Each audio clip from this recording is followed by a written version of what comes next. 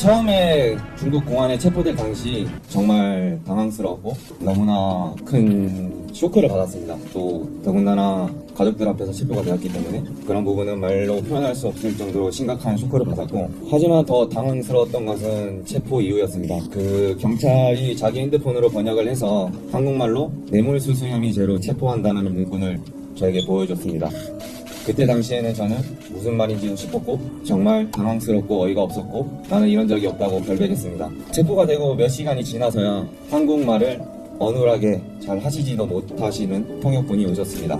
저는 곧장 무슨 일이 있냐며 물어봤고, 죄를 지어서 수사를 받아야 한다고 들었을 때 다시 한번 당황스러웠고 죄를 지었지 않다고 결백했습니다. 그런데 저도 이런 상황들을 TV나 드라마로 본 게 있었기에 변호사가 필요할 것 같아서 변호사를 고용하겠다고 했더니 그 경찰 통역은 큰일이 아니라며 한참이 흘러 영문채 모른 채 갇혀 있다가 갑자기 어디로 이동을 해야 한다며 저를 끌고 갔습니다.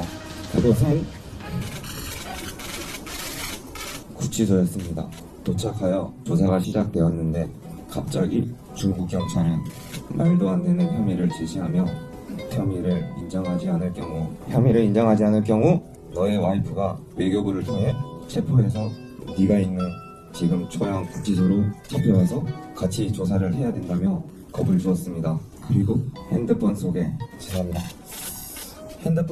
제 딸과 아들을 보여주면서 아이들은 무슨 죄가 있냐, 엄마까지 이곳으로 오면 아이들은 어떻게 지내겠냐며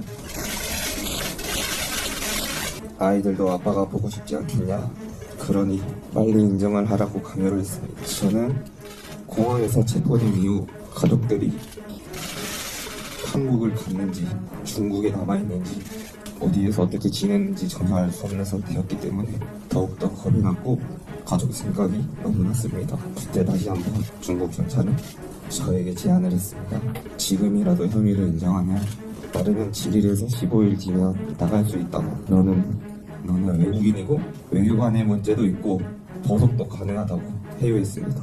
그래서 몇 번이고 물었고 저는 어쩔 수 없이 너무나 겁이 났고 살면서 이런 적도 처음이고 저보다는 가족 걱정에 어쩔 수 없이 무엇인지도 모르는 혐의를 빨리 가족 품으로 돌아갈 수 있다는 말에 인정할 수밖에 없었습니다.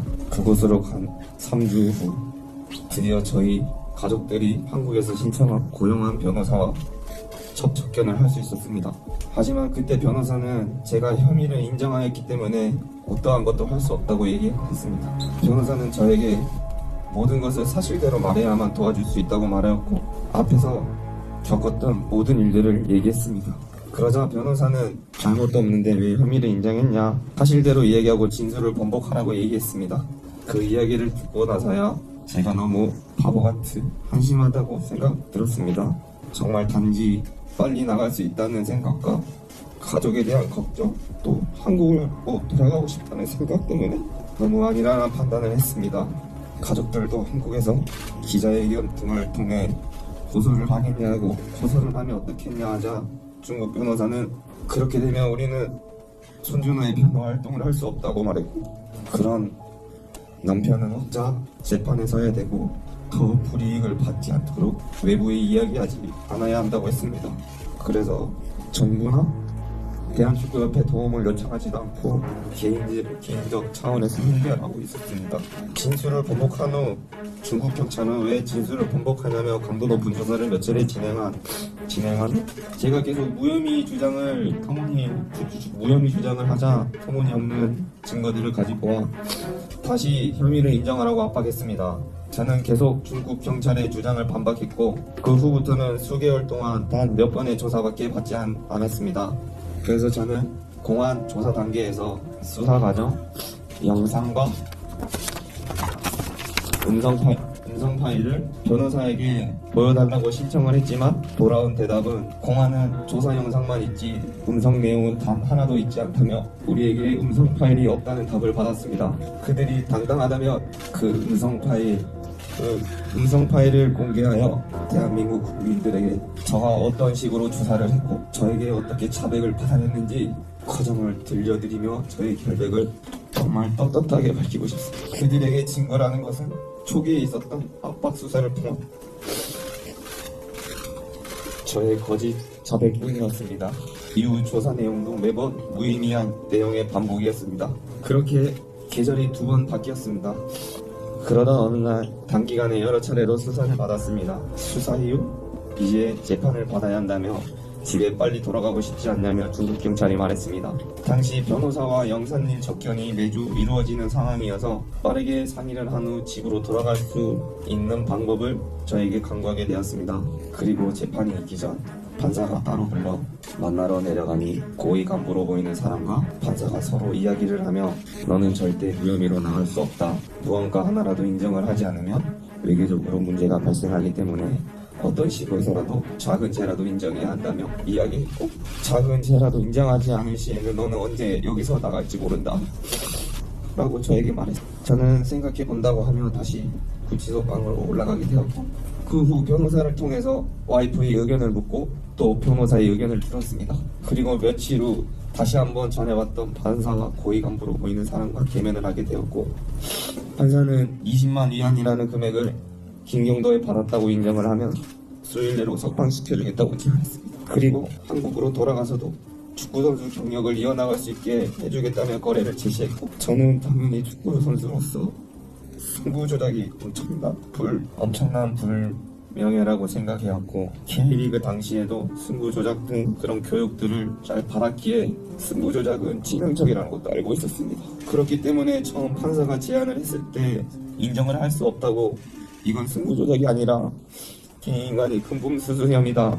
그러니 나가서 축구선수로서 생활을 이어가는데 전혀 문제가 없다라고 말했습니다. 그때 당시 제 생각으로는 제가 한 경기를 이겼을 때 승리 보너스가 16만 위안이었는데 제 상식으로는 어느 누구도 승리 보너스를 16만 위안을 받는 선수가 고작 20만 위안에 벌기 위해 승부 조작을 할 것이라고 생각 안 하겠지라고 생각했습니다.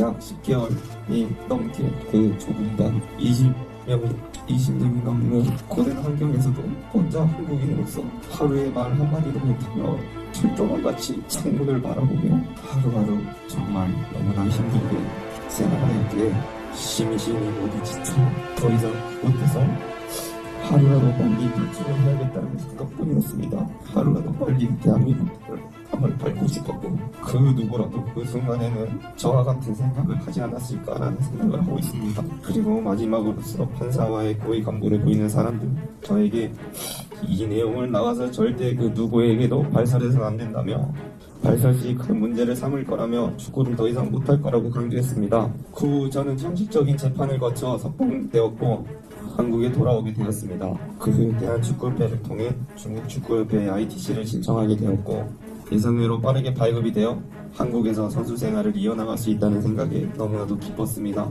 여기까지 제가 이때까지 대응을 안 하고 있었던 부분을 말씀드리고 못했던 이야기들입니다. 이제서야 말씀드리게 되어 저 또한 마음이 편하고 홀가분합니다. 그동안 믿고 걱정해주시고 기다려주신 국민 여러분께 지금 말씀드리는 까닭이며 저의 억울함을 조금이라도 알아주셨으면 좋겠습니다. 지금도 주변에서 많은 분들이 도와주고 지지해주고 계셔서 저희 가족조차 지금까지 버티고 있습니다. 도움을 주시길 부탁드리겠습니다. 긴 얘기 들어주셔서 감사합니다. 但是一些这个地方都要出现一些弯曲的东西，像人的特别比较比较。